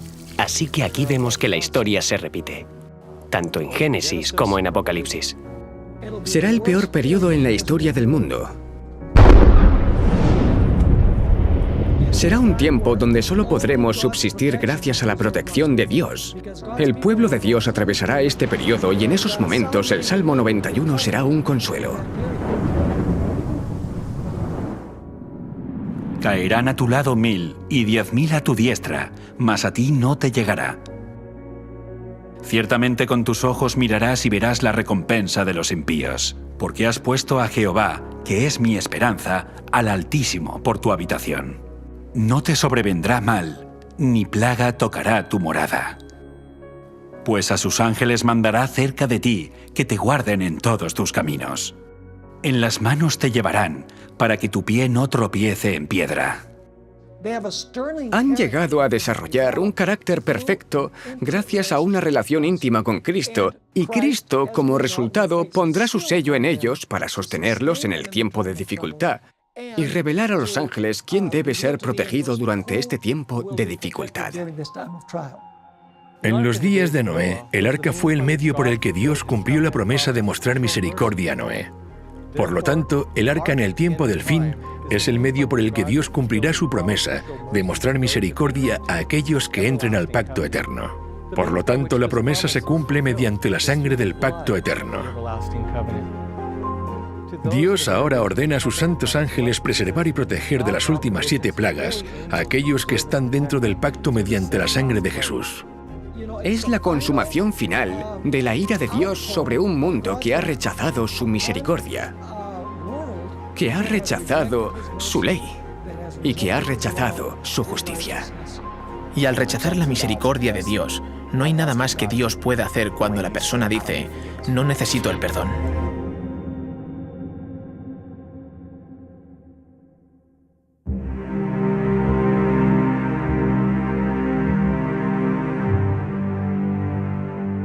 Nadie necesita recibir estas plagas, porque Jesús ya bebió esta copa por nosotros. Fue en el jardín del Getsemaní cuando la culpa de los pecados del mundo fue puesta sobre los hombros de Jesús y dijo: mi alma está muy triste, hasta la muerte. Yendo un poco adelante, se postró sobre su rostro orando y diciendo: Padre mío, si es posible, pase de mí esta copa, pero no sea como yo quiero, sino como tú. La copa de esta ira y la separación del Padre a nuestro favor rompió el corazón del Hijo de Dios, y al recibir la ira de Dios por nosotros, la Biblia dice: por él seremos salvos de la ira, porque no nos ha puesto Dios para ira, sino para alcanzar salvación por medio de nuestro Señor Jesucristo, quien murió por nosotros. Aunque el mundo tal vez se burlaba y los ridiculizaba, dejaron de burlarse cuando la lluvia comenzó a caer, y cuando estas plagas finales caigan, la gente se va a dar cuenta de que habían escuchado la verdad. Ahora es el momento de escuchar y prepararse.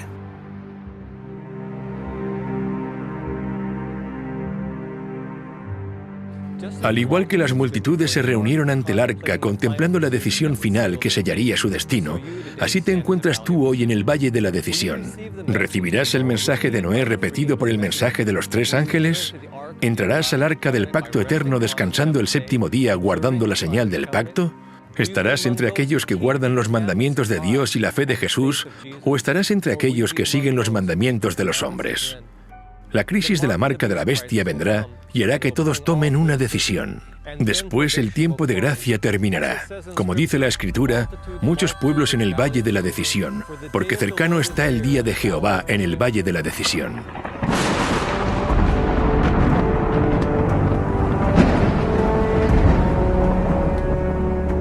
Después de las últimas 7 plagas, lo siguiente que ocurre es la bendita esperanza y la aparición gloriosa de Dios y nuestro Salvador Jesucristo. Durante siglos, los cristianos han hablado, soñado y deseado ese día, cuando puedan mirar al rostro a aquel que murió para redimirlos.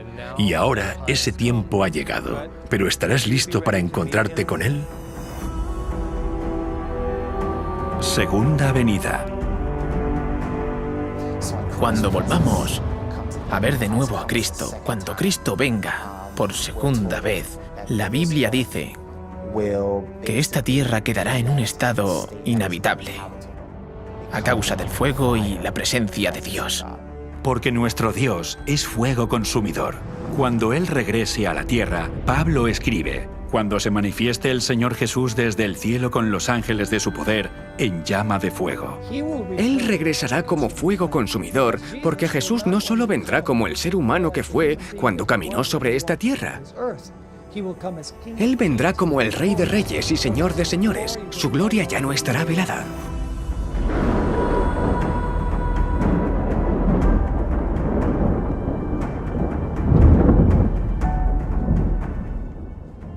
Abrumado con la visión de Cristo viniendo a la tierra, Isaías escribió: ¿quién de nosotros morará con el fuego consumidor? ¿Quién de nosotros habitará con las llamas eternas? Y esta es la pregunta a la que nos enfrentamos mientras nos preparamos para morar en el fuego consumidor de la presencia de Cristo en su venida. Pero después de que Isaías pregunte quién moraría con el fuego consumidor, él mismo responde su pregunta y dice: el que camina en justicia. Solo el justo puede morar de forma segura en la presencia de Dios. Esto significa que el mensaje que dio Noé para que la gente se preparase para el juicio al mundo mediante el agua es el mismo mensaje que preparará a las personas para el juicio al mundo mediante el fuego, porque Noé fue un predicador de justicia.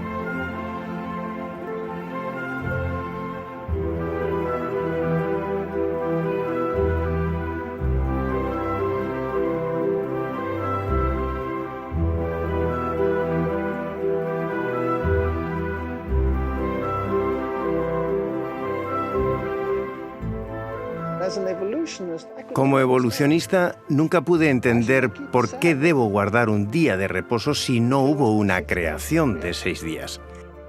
Este asunto se debatirá de nuevo en el tiempo del fin.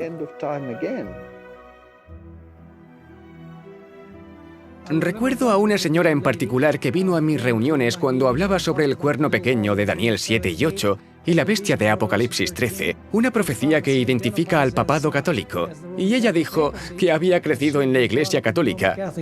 De hecho, había estado en un convento, se había educado en un convento. Hasta ese momento estaba emocionada, pero cuando prediqué ese mensaje dejó de venir. Pero las buenas noticias son que aunque le tomó tiempo asimilar el mensaje, después de varios meses de estudio personal, aceptó el mensaje.